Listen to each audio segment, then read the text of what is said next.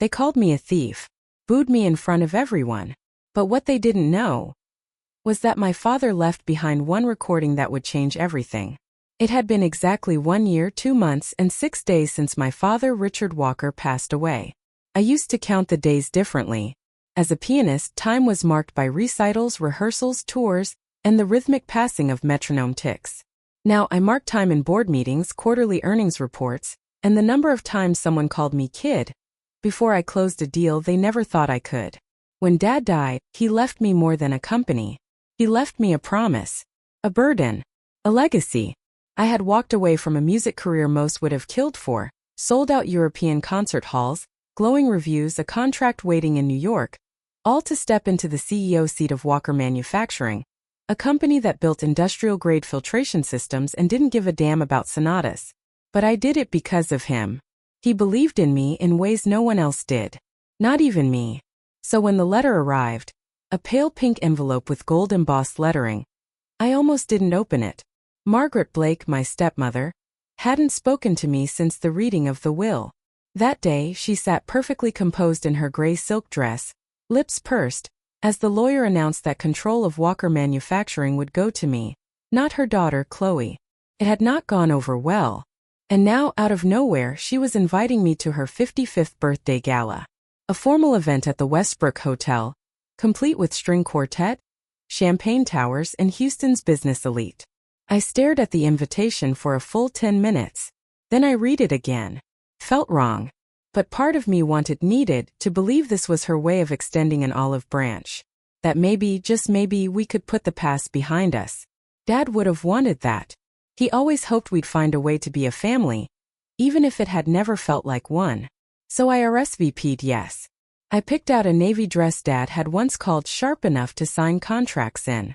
I even had my assistant send over a bouquet of white orchids to her hotel suite with a handwritten card that read, "Looking forward to celebrating you tonight, Emily." That was my mistake. I was halfway to the Westbrook Hotel, driving through the golden haze of sunset when my phone rang. Blocked number. I don't normally answer those. Years of being in the public I had taught me better. But something in my gut said pick it up. I slid my finger across the screen and lifted the phone. A voice, low, male, and smooth as oil, spoke without preamble.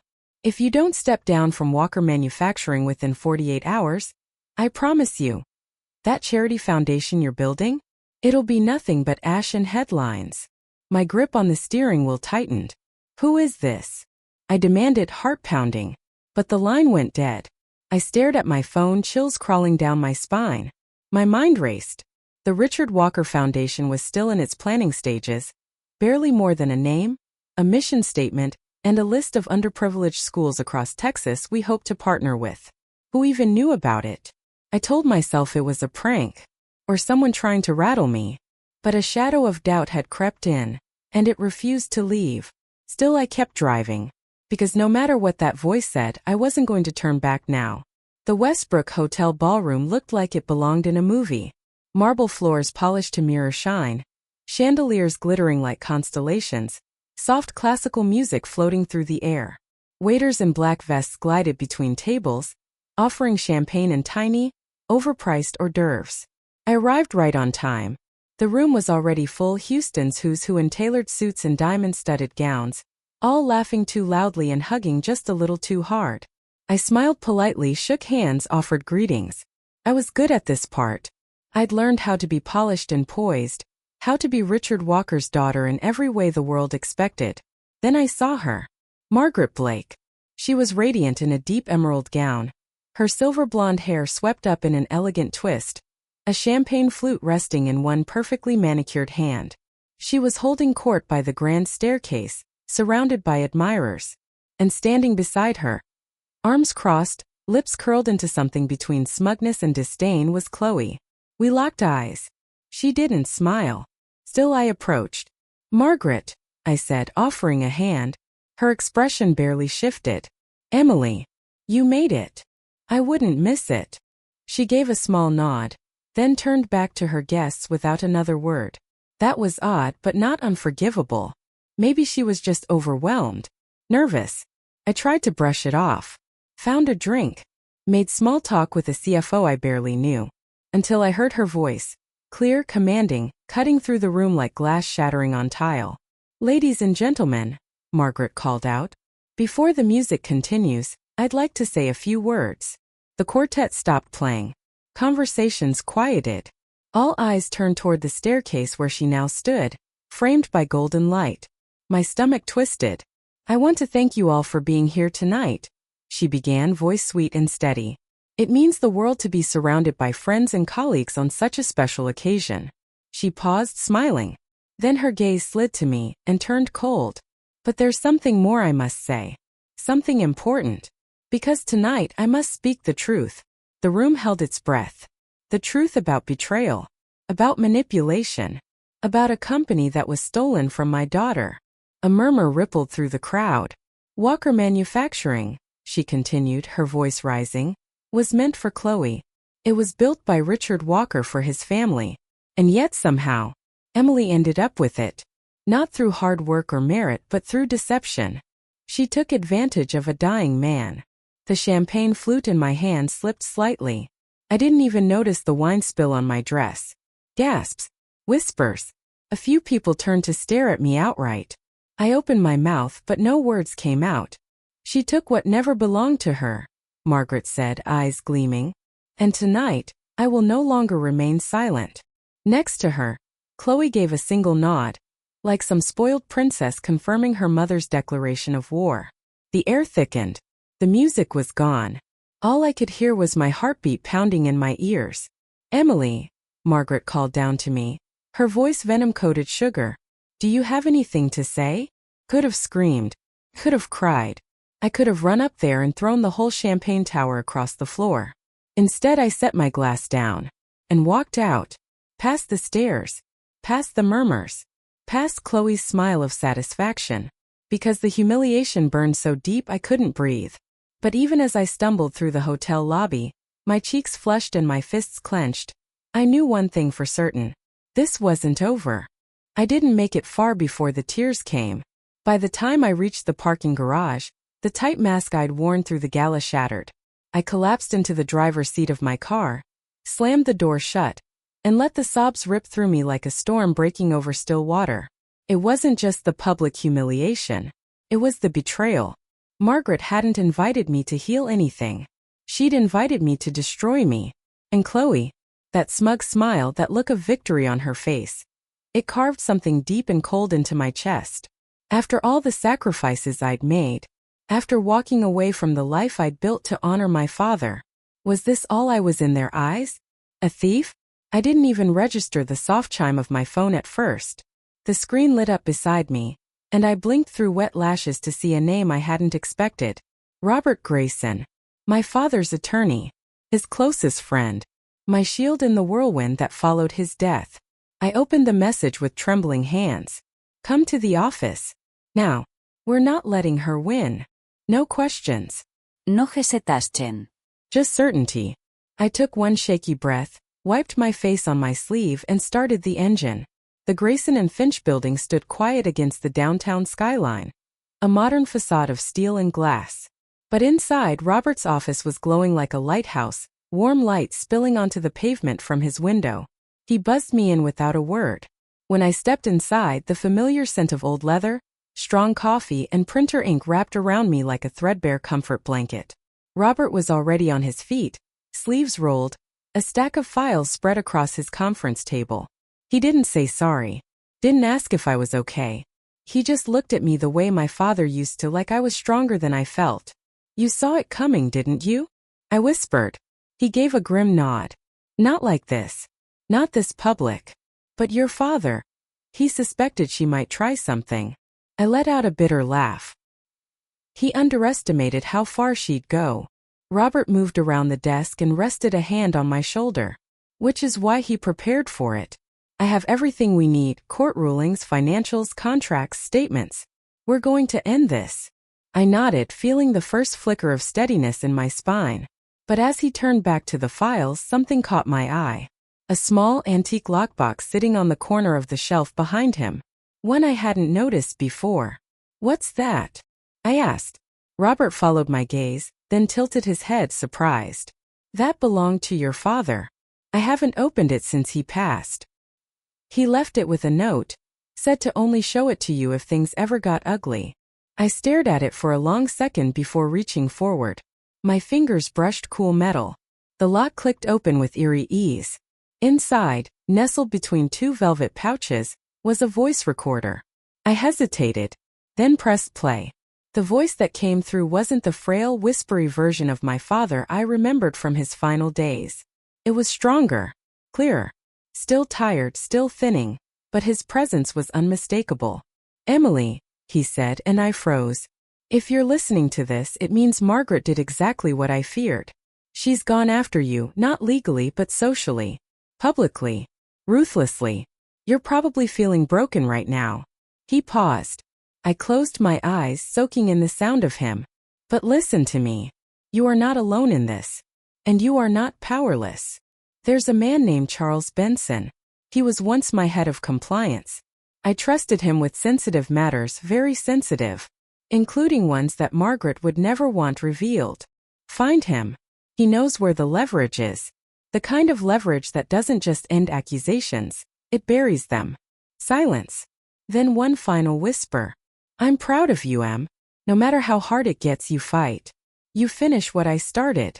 The recording ended, and I stood in the middle of Robert's office, shaken to my core. My father hadn't just believed in me. He'd armed me. Not with weapons but with the truth. And now I had a name. Charles Benson. I didn't know what he had. But I knew this. I was done crying in parking lots. It was time to fight back. We didn't sleep. From the moment my father's voice faded from that recorder, something inside me shifted. The grief was still there, but it had shape now. Purpose. Focus. Robert watched me with something like quiet admiration as I set the recorder down and squared my shoulders. "We go public," I said. "Everything tonight." He nodded once. "Good. Then we're not doing this alone." By midnight, 3 of Robert's most trusted legal associates had arrived. Janet Morales, a sharp-witted corporate litigator, Mason Liu, an expert in estate law, and Gregory Hale, a former partner of my father's who had, according to Robert, once walked too close to Margaret's orbit before cutting ties. As they took their places around the table, I half expected resistance, skepticism, but instead there was silence, professional, focused, electric. Robert broke it. "We're going to dismantle Margaret Blake's entire narrative before sunrise." And we did. Over the next 4 hours we compiled everything. The video my father recorded with a doctor and legal witness present. Court transcripts from 3 failed attempts Margaret had made to challenge the will. Financial growth reports showing the company had expanded 22% under my leadership. Hospital visitation records, proving I'd been by my father's side in his final months. Emails where Chloe had declined a director role because, quote, "factory life is not my aesthetic." And the best part, employee testimonials from people who had worked under both my father and me, expressing support, respect, and gratitude for the way I'd led the company forward. I reviewed every line. My fingers didn't shake. Not anymore. "This," Robert said, tapping a binder, "goes to each table. No one leaves that room tonight with any doubts." I nodded. "We'll need visuals too. A projector. I want them to see his face. Hear his words." Gregory cleared his throat then. "Emily, your father was a good man. And I wasn't always on the right side of that. Years ago, Margaret offered me influence, if I vouched for Chloe's readiness to lead. I didn't bite, but I didn't exactly stop her either." He looked at me evenly. "That ends tonight. I'm in. All the way." I didn't smile. I just said, "Then let's do this right." By 4:45 a.m. we had printed, bound, and labeled 23 information packets, one for each guest table at the Westbrook Gala. Each contained a printed copy of the video transcript, supporting legal documentation, growth charts, emails, and a letter I'd written personally, direct, professional, and unapologetic. The sun was starting to rise as we loaded the binders into Robert's SUV. I stood on the curb a moment longer, watching the sky shift from indigo to gold. "Your father would be proud," Robert said, closing the trunk. I turned to him, eyes clear. "He told me once, in business you don't just defend yourself. You win so completely they never question you again." We got in the car. It was time to finish what he started. The valet at the Westbrook did a visible double take when I stepped out of the car flanked by 4 attorneys and 2 rolling crates of binders. I didn't blame him. I wasn't the same woman who'd left the building in tears just hours earlier. I wore the same navy dress, but this time I stood taller. I walked with Robert and his team like they were my board of directors. Because tonight they were. We didn't wait to be announced. We walked straight into the ballroom. The party had mellowed into that late-night phase of too much wine and tired laughter. A string quartet was still playing, but the guests were scattered, conversations quieter, cliques formed. The moment we entered, everything stopped. Heads turned. Champagne glasses froze midair. And then I saw her. Margaret Blake standing near the cake table, looking radiant in her jewel-toned gown, flanked, as always, by Chloe, who was now visibly uneasy. When Margaret saw me, her expression faltered for half a second, just long enough to know she hadn't expected this. "Ladies and gentlemen," Robert's voice rang out, crisp and calm. "I apologize for the interruption, but I believe there are a few things you all deserve to know." The quartet fell silent. The murmurs began again. Only this time the whispers were curious, uncertain. My team moved swiftly, distributing binders to every table. Guests flipped open the covers with hesitation, confusion turning to disbelief. I stepped onto the small platform where the musicians had been playing and took the microphone. My voice, when it came, was steady. Earlier tonight, I was accused of stealing my father's company, of manipulating him, of betraying his legacy. I paused, looked out across the sea of faces that had once admired me. I won't argue with accusations. I'll show you the truth. Behind me, Robert connected a USB drive to the ballroom's projection system. The large screen behind the stage came to life. My father's face, drawn but dignified, appearing in full resolution. A hush fell. "My name is Richard Walker," he began, "and I am of sound mind and body." I watched their reactions as he laid out the truth, how he'd chosen me not because of blood, but because of merit, because I had vision, because I'd earned it. He spoke of Chloe's disinterest, of my late-night meetings with him during tours, of the time I'd spent learning every corner of the company while the world still saw me as a performer. He ended with the words that gutted me every time. "Emily is not just my daughter. She is my successor. I trust her to protect what I built." The screen went dark. The silence that followed was louder than applause. Then the whispering began. People flipping through binders, scanning emails, reading quotes from floor workers I knew by name, staring at bar graphs showing how I'd grown the company. And then, twist sharp as a blade, Gregory Hale stepped forward. He cleared his throat. "I'd like to say something." Margaret turned, her eyes narrowing. "Years ago, I was approached by Margaret Blake. She asked me to support Chloe's claim to the company, before Richard's will had even been written. I didn't speak up then. But tonight I am." He lifted a page from the binder. "This," he said, "is proof that everything Emily has said, and everything Margaret tried to bury, is true." Margaret's face twisted. Chloe looked like she wanted to disappear. I leaned into the mic.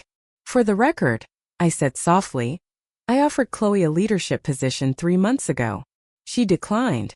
Because it was too boring." A few guests turned to look at her. Chloe said nothing. I continued. "You were told I manipulated a dying man. But here are the hospital logs. I visited my father 83 times in his last 6 months. Margaret, 37.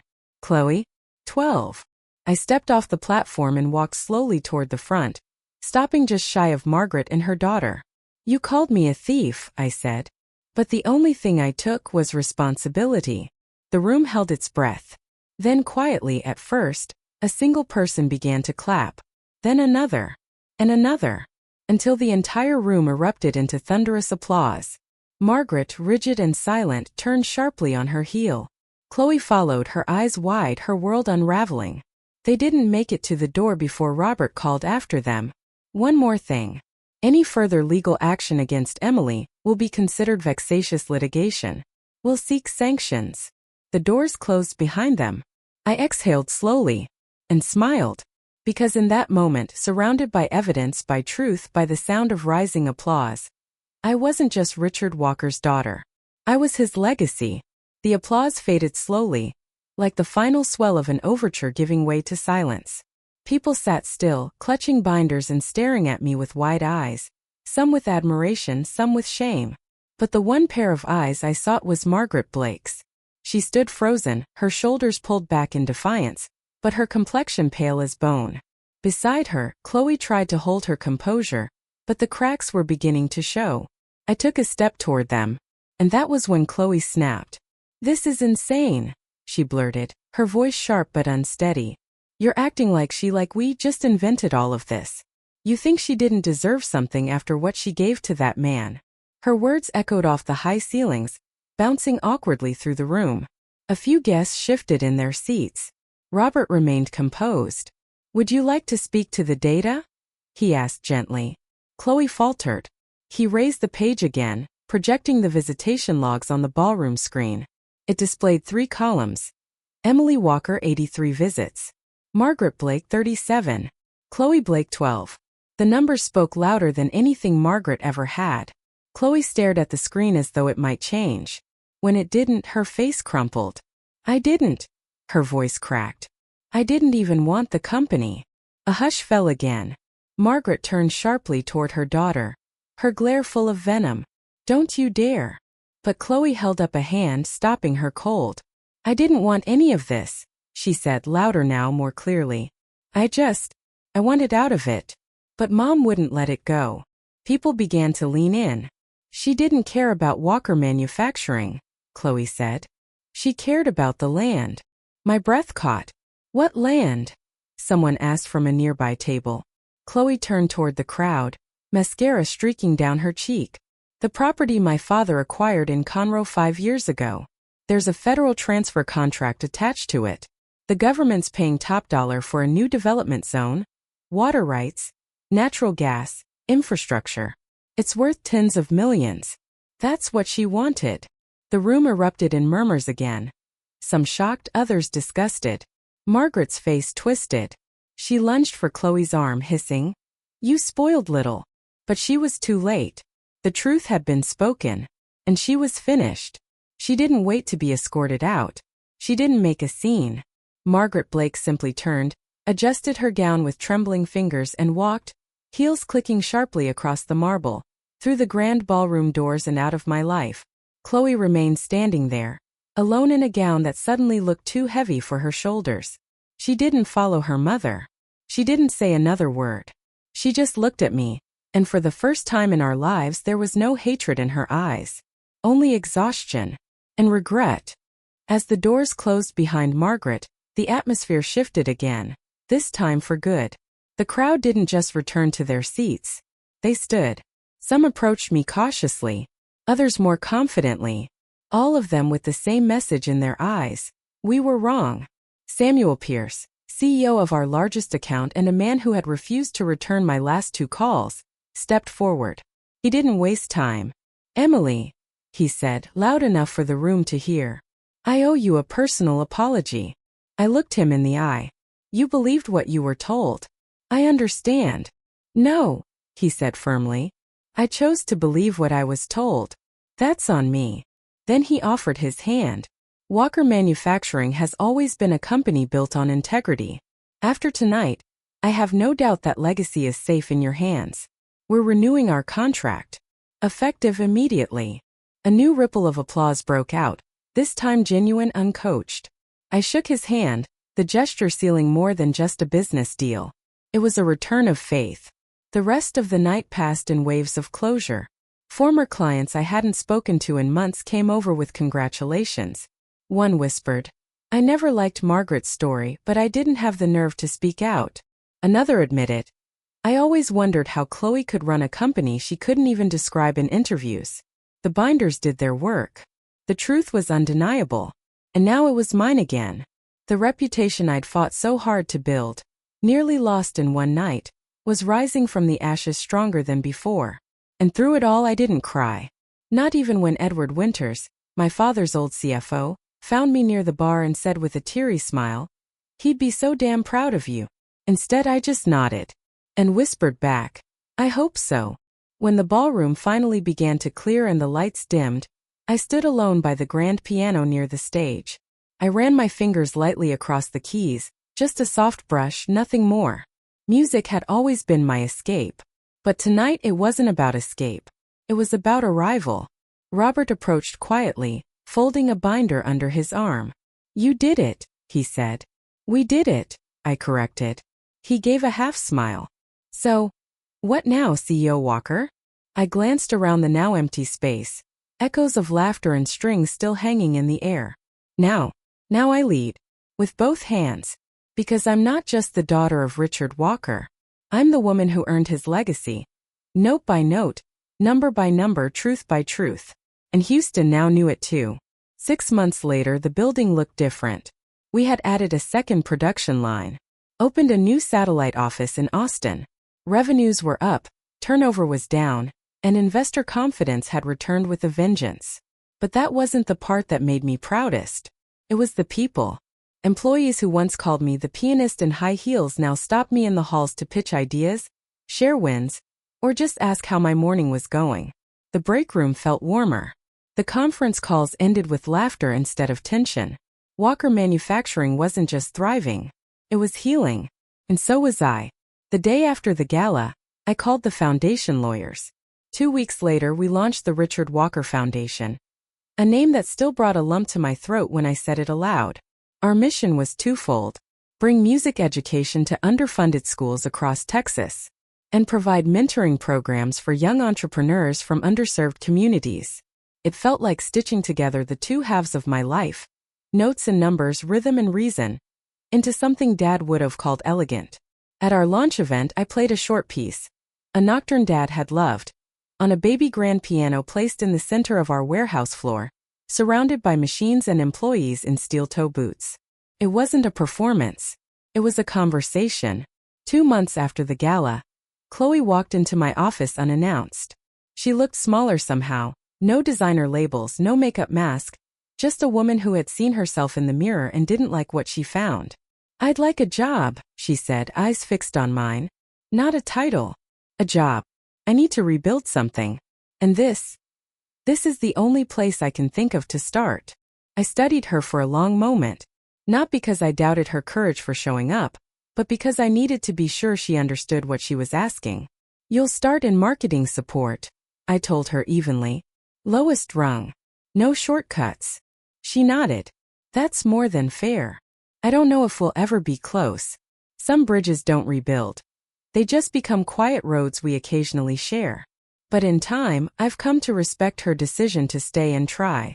That counts for something." As for Margaret, she left Houston within a week of the gala. Rumor says she moved to Scottsdale, took up golf, is already courting her next legacy. No one here talks about her anymore. She became a ghost in the city she once ruled. And I let her go the way you let go of something you no longer need to prove wrong. One late Friday evening, after the last shift ended and the lights dimmed across the factory floor, I unlocked the old Steinway Grand we had brought in for the foundation's launch. I sat alone among conveyor belts and stamping presses, the scent of machine oil lingering in the air. My fingers found the keys instinctively. I played the melody Dad used to hum while reviewing blueprints, soft, steady, full of quiet strength. The notes echoed through the metal rafters, bouncing back to me like a warm memory. I closed my eyes and whispered, "Legacy isn't something you steal or inherit. It's something you honor. With love. With truth. With the kind of heart it takes to build something that lasts." In that moment, I wasn't the girl who gave up music. I was the woman who learned to play her legacy, one key, one choice, one fight at a time. Thanks for watching. Don't forget to like, comment, and subscribe. Hit the bell icon for updates on new videos. See you next time.